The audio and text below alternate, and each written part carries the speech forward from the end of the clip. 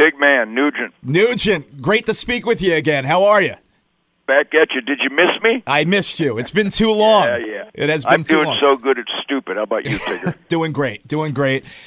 You're coming back to the Chance. It's like an annual event we get to see in Poughkeepsie, and everybody rejoices. You need me on that hill. You want me on that hill. Yeah, I'm a lucky son of a bitch, and obviously so are you. No, this is the greatest tour of my life, I'm telling you. I'm the luckiest guitar player in the world. The energy, the piss and vinegar. You know, I didn't invent piss and vinegar, but I have perfected it. I got this 22-year-old drummer who's been with me a couple of years now, Jason Hartless from Detroit. Yep. The guy is, you keep your eyes on that man. He is really going to, he already is a force to reckon with, but he's already ascended into that top 1% of world-class virtuosos. Jason Hartless, drummer from Detroit. And then Greg Smith is like the funk brother, soul brother, blood brother, rhythm god. So Love every Greg. night it's out of body. Wait till you see what we're doing this year. You know, if the 25-year-old Ted Nugent showed up, we'd kick his ass. It ain't right. It ain't. Over 50 years, Ted, doing this. Did you ever think when you were a kid in Michigan that you'd be still doing this whole thing 50 well, years that's the later? beauty of my life. I don't have to think. I just let her rip. No, you know, I'm 69 years old. That's just hysterical and celebratory, obviously. Yeah. But when I started out, I was so instantly intoxicated by what Chuck Berry and Bo Diddley and Little Richard and Jerry Lee Lewis and certainly the Ventures and Duane Eddy and Lonnie Mack and what they took from what they embraced from Howlin' Wolf and Muddy Waters and Leighton and Hopkins, Mose Allison, all these musical authorities, these godfathers, these founding fathers of the best music in the world. So I was born at a time when it was just a firestorm of brand new electric guitar outrage. I mean, Little Richard? Are you kidding Right. me? I'm sorry, but the punk bands didn't do much for me. I already had Little Richard. You know, the energy level that they created and that I learned from Mitch Ryder and the Detroit Wheels and certainly the groove of the Motown Funk Brothers, I was just as lucky as a human being can be to be born in Detroit at that time.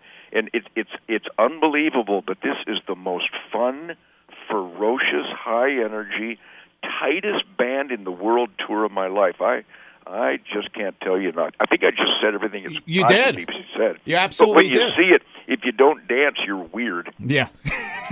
Well, you're always surrounded by top-notch musicians, Ted. I mean, you know, past recent years, you had Derek St. Holmes back with you, which was great because I never got to see Derek play with you in the band, so that was cool to see him. Yeah, he's a monster. I mean, he's on the road right now, and that's a perfect example. I mean, you go back, even before you were born, back in Detroit, 1958, 1959, I had a little combo. We didn't even call ourselves bands yet, but my little combo, the Royal High Boys, we were like 10, 11 years old, but you want to talk garage bands, you want to talk punk, you want to talk grunge, you want to talk pure, uninhibited, phenomenal, outrageous, clang, bang, carang, smash, bam, young, outrageous Little Richard wannabes.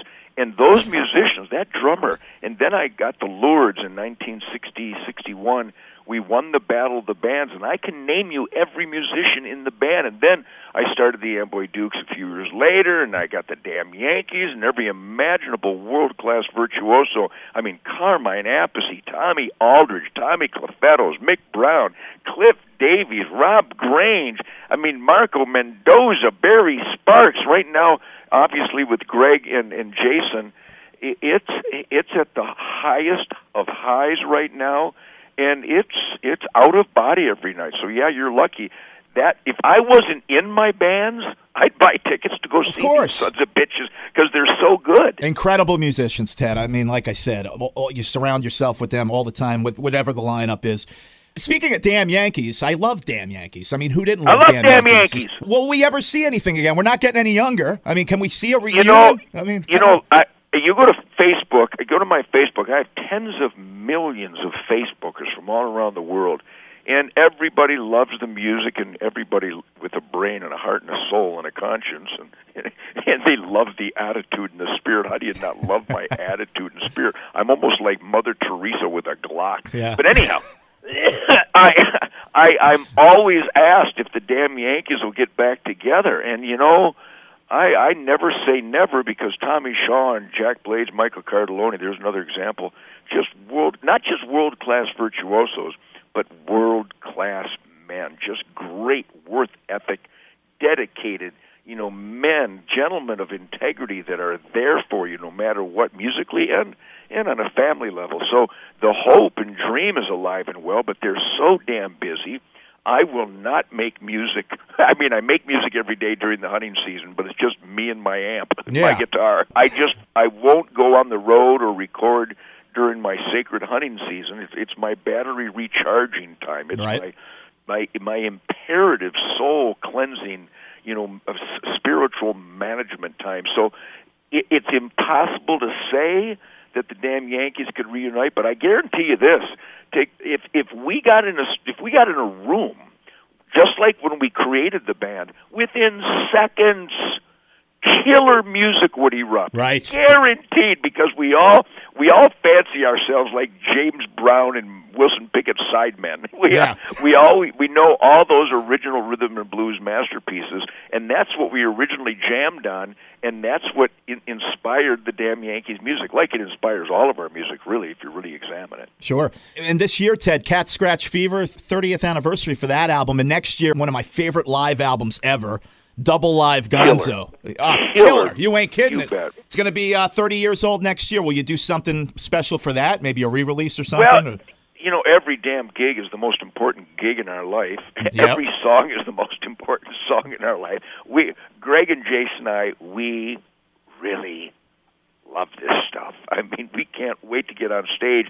And you mentioned all the different records going all the way back to the Amboy Dukes in 1967. I still play Baby Please Don't Go on stage, which I started playing in 1957. Amazing. How many years is that? It's more than 60 years That's ago. Crazy.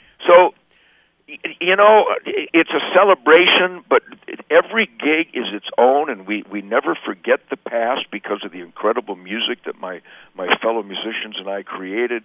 But it's always about now. We play Gonzo, for example, every night anyhow. Yeah. Got to play Wang Dang Sweet Poontang. What kind of fool would I be not to play the number one love song in the history of the world every night? So exactly. we got so many killer songs to do, and I get pissed off because I'd like to play all of them, which would mean I'd have to do a 26-hour concert, and I just don't have it in me. So we play great songs every night. We celebrate all the music that turns me on. Hell, we'll whip out a Motown song or a Wilson Pickett song once in a while. We played a James Brown song the other night. I feel good.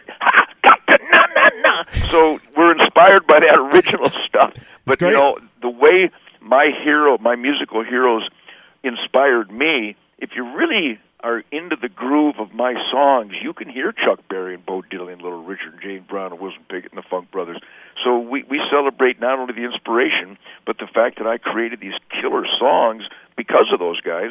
So we just pummel every night, man. Well, I always say, Ted, of course, Ted, you have haters. I have haters. Haters going to hate, right? There's haters out there. Yeah, it's wild, isn't it? But, I mean, I have tens of millions of Facebookers, and then some guy will come on threatening to kill my family because we eat venison. Yeah. Are you kidding me? That's insane. So the devil lives, and I think it's important that we have social media, and that the haters are so soulless, so brain dead and evil that they don't know how brain dead and evil they are, because the good people of the world must be reminded that there really is evil and hate out there, and it'll keep us fortified so that we can be prepared for it, number one, and also to counter it with positive energy, goodwill, and decency, and that's alive and well everywhere I go. Well, whenever I run into a Ted Nugent hater, I always say you cannot, it all goes back to the music. You cannot deny the rock show that Ted Nugent and his band brings. You go to the show, you're going to have a kick-ass time, and it's just going to be an awesome night. I guarantee you, my concerts, I guarantee, money-back guarantee. There you go. You go to my Facebook and read read the exaltations and the unsolicited testimonials. I've got people on my Facebook that have been to hundreds of my concerts going back to the Amboy Dukes, and they're like flabbergasted because of the energy and the tightness of the band, and they're all exclaiming that this is the greatest concert they've ever seen. And I guarantee you that's what we will deliver every gig, every night, every song. And by the way, if you go back, yes, it is about the music, but if you really listen to what the haters say, they hate me because I murder innocent animals? What does that mean? How could all those cows and pigs and tuna fish be guilty? Are they guilty of something that I missed out on? So the reason they hate me, they claim I'm a draft dodger. I'm not. I didn't dodge the draft. They claim that I'm a racist. I'm not. I'm the greatest friend blacks and Hispanics and Asians and my fellow man has ever had. So the haters not just hate blindly, but they're dishonest. They haven't got a real reason to hate me. They just like to hate. Well, you know what I like? You're also very active with the social media, like the Facebook. That is you responding to these people, right? Or is that a... Every day, every few hours, even on the plane. Yeah. Right now I'm snuggling at my Michigan swamp cabin with Happy and Sadie, my beloved Labrador and Catahoula. Nice. We just got in from, I tuned up a new Matthews bow for the season, I cut up some gold-tip arrows and tried some new dead ringer broadheads, and I set up these morel targets. I've been shooting arrows all day and working on my four-wheelers, and I drove my Broncos around to exercise my beasts. So I'm real busy every day. But, you know, my quality of life comes from quality of people, quality of choices, quality music, quality musicians, quality. My crew is the best crew in the world. So, you know, 2017, if you make, and it's important to mention, one of the reasons that people hate me, and this is phenomenal, another phenomenal insanity, because I'm clean and sober and I condemn substance abuse. They think I'm taking it out on them personally, which quite honestly, if you abuse substances, I want to help. I don't want you to hang yourself. I don't want you to think that drooling and throwing up and stumbling and dying and ruin your family's life is a party. That's not a party. And when I say things like I just said, they hate me for that. You know why? Because they're substance abusers and they've lost their mind. They don't think straight. So they hate when I mention that substance abusers don't think straight. The reason they hate me is because they're not thinking straight. Outrageous. It's outrageous. And I'm laughing, but it's not funny. But, you know, if they're going to be that stupid, you might as well get some humor on them. There you go. Rock and Roll Hall of Fame, Ted. Will we ever see you in it? I'm in the most important Rock and Roll Hall of Fame in the world. And that is that 50-some years, when I get on stage tonight, it will be my 6,615th concert. Wow. 6,615. That goes all the way back to sock hops and pool parties and high school dances. In fact, I think we did a few grade school dances. In fact, I know we did. Nice. So 6,615.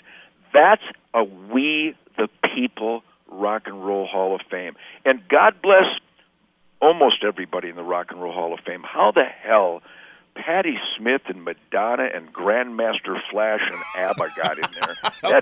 I mean, why don't you just piss on Chuck Berry's grave? You know what I mean? Yeah, it's a question we've been asking for years. You know, it just doesn't make any sense.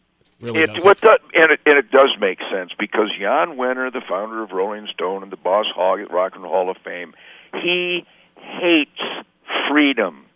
He hates the Second Amendment. He hates me because I'm on the board of directors, quite proudly. I'm on the board of directors of the National Rifle Association for like 26 years with some of the highest votes, except for Charlton Heston. And I couldn't be more proud of that because the NRA, the National Rifle Association, is the ultimate family grassroots organization that fights for the right to defend ourselves. I mean, what kind of numbnut would be against that? And so I'm on the board of directors of the NRA. Jan Wenner hates the Second Amendment. So that's the only reason I'm not in the Rock and Roll Hall of Fame. And until they get their heads out of their ass, I'm more than happy to do what I do and do it with all the vim and vigor that I do it every night. Hey, here, write this down. My name is Ted Nugent. I am the Rock and Roll Hall of Fame. Beat me. I love it. So if you happen to get a nomination one year, Ted, and you happen to go into the Hall of Fame, all right, you get the nomination, they want to put you in, will you show up? Oh, hell yes. And you know what I'd do? What would you do? I would lead.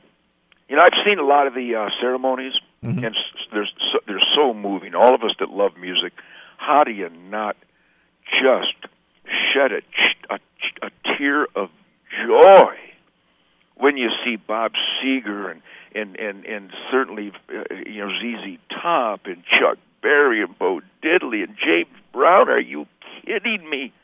These are the gods of the soundtrack of our quality of life.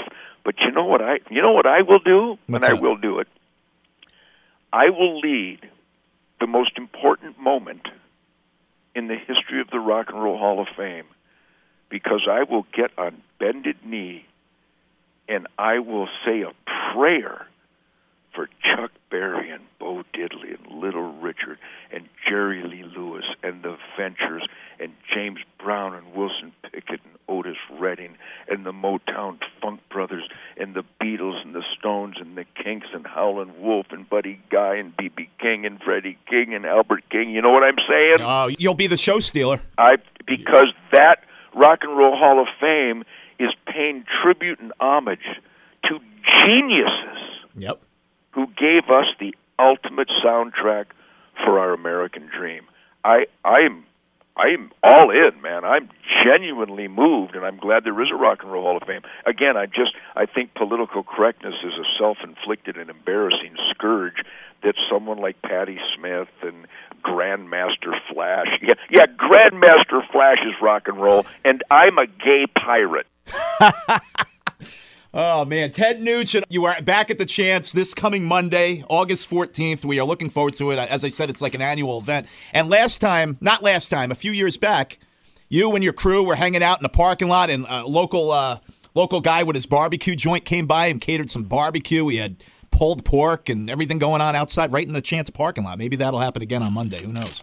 I have the triple crown of the American dream, and here's the elements to the triad of the joys of life. Ted Nugent, rock and roll, and barbecue. Love it. Love it. I love it. So, yeah, I want to thank the Chance, thank everybody out there for this incredible career they've supported for all these years. Thanks to everybody who comes on Facebook with all that positive energy and spirit and goodwill and decency. And I also want to thank the haters for reminding us what subhuman mongrels think. Thank you, Tim. I appreciate you sharing your airwaves, and thanks Poughkeepsie and the Chance and everybody out there. God bless America. God bless the American military and law enforcement. Thank you for the quality of life and your sacrifices, and God bless the spirit of the wild. Always a pleasure, Ted. Thanks. Sig, man, live it up. Ted Nugent at the Chance this coming Monday, August 14th. Tickets through theChanceTheater.com. Ticket web. You can call 845-471-1966.